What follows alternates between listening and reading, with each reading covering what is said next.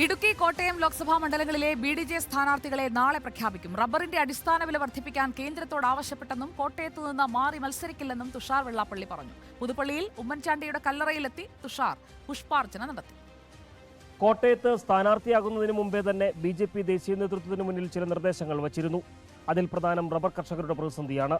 അനുകൂലമായ സുപ്രധാന തീരുമാനം കേന്ദ്രത്തിൽ നിന്ന് ഉണ്ടാകുമെന്നാണ് പ്രതീക്ഷ. ഞാൻ മത്സരിക്കണമെന്നുണ്ടെങ്കിൽ ഒരു ഏറ്റവും കുറഞ്ഞ 250 രൂപയെങ്കിലും റബ്ബറിന് താങ്ങുവിലയായോ അല്ലെങ്കിൽ ഇമ്പോർട്ട് ഡ്യൂട്ടി കൂട്ടിയിട്ടാണെങ്കിലും അതിന് ഒരു സഹായം ഉണ്ടാകണം എന്ന് ഞാൻ അഭ്യർത്ഥിക്കുകയുണ്ടായി.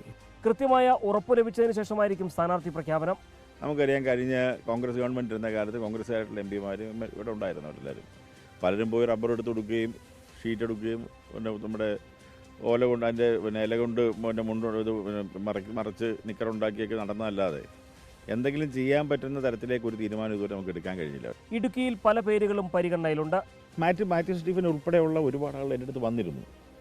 കാര്യം ആ സമയത്ത് തന്നെ ഞാൻ വളരെ വ്യക്തമായി അവരോട് പറഞ്ഞിട്ടുണ്ട്. കാരണം മാത്യു സ്റ്റീഫൻ ഉൾപ്പെടെ പല ആൾക്കാർ ഞങ്ങളെ സംബന്ധിച്ചോളം ഞങ്ങളുടെ സ്ഥാനാർത്ഥികൾ മത്സരിക്കുന്ന 2 സ്ഥലങ്ങളിൽ ഞങ്ങൾ 3 സ്ഥലങ്ങളുണ്ട്. ഇദ്ദേഹത്തിന് പാർട്ടിയിൽ ജോയിൻ ചെയ്ത് മത്സരിക്കാൻ തയ്യാറാണെങ്കിൽ അതുവേണ്ടി നമുക്ക് ആലോചിക്കാമെന്ന് പറഞ്ഞിട്ടുണ്ട് എന്നുള്ളതാണ് സത്യാവസ്ഥ. സഭാ മേലധ്യക്ഷന്മാരുമായും തുഷാർ കൂടിക്കാഴ്ച നടത്തി. റിപ്പോർട്ടർ, കോട്ടയം.